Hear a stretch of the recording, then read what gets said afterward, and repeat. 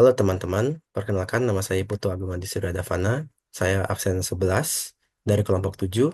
Jadi hari ini saya akan mempresentasikan esai yang telah saya buat.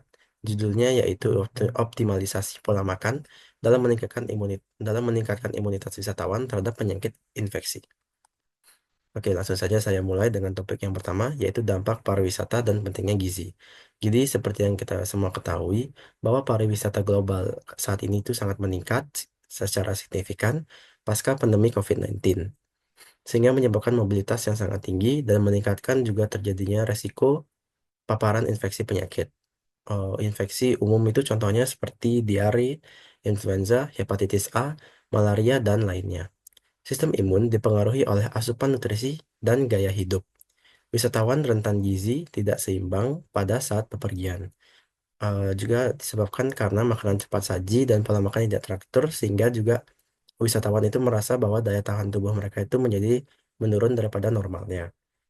Sehingga kita juga perlu mencegah hal tersebut terjadi dengan cara apa? Yang pertama yaitu menjaga gizi seimbang dan juga memperbanyak edukasi dari tenaga kesehatan. Oke, baik. Ini merupakan eh, pemaparan penyakit-penyakit yang saya sempat jelaskan tadi di awal.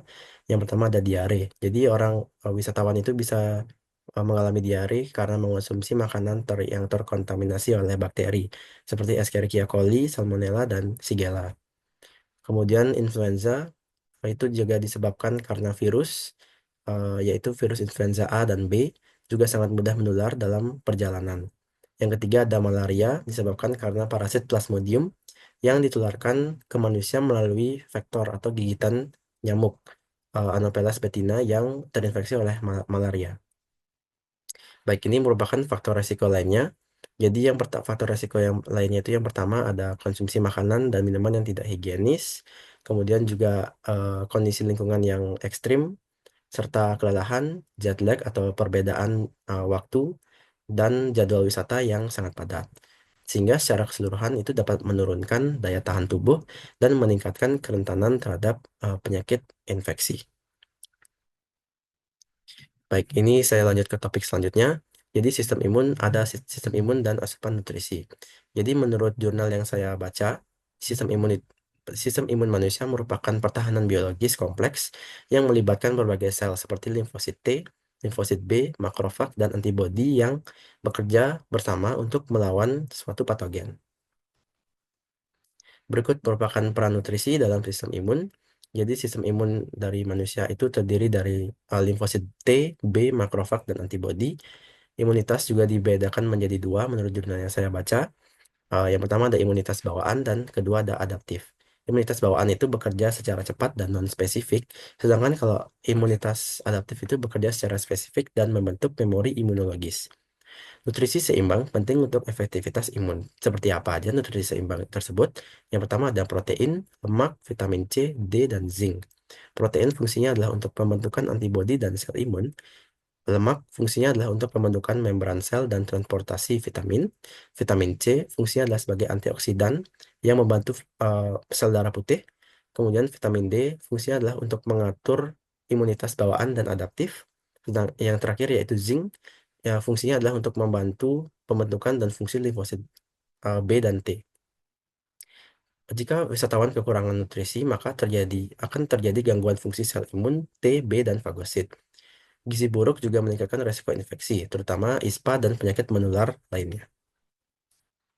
Baik, terdapat juga strategi diet sehat, jadi selama perjalanan tidak akan efektif tanpa kesadaran dan pengetahuan yang memadai dari wisatawan. Sehingga edukasi gizi ini menjadi kunci dalam menjaga kesehatan saat bepergian. Tenaga kesehatan seperti dokter, ahli gizi, dan perawat berperan penting dalam memberikan edukasi pra-perjalanan, terutama bagi wisatawan yang menuju negara dengan risiko infeksi yang sangat tinggi. Baik, jadi dapat disimpulkan bahwa pola makan yang bergizi dan seimbang sangat penting untuk menjaga imunitas tubuh wisatawan, mengingat risiko penyakit infeksi yang lebih tinggi selama perjalanan.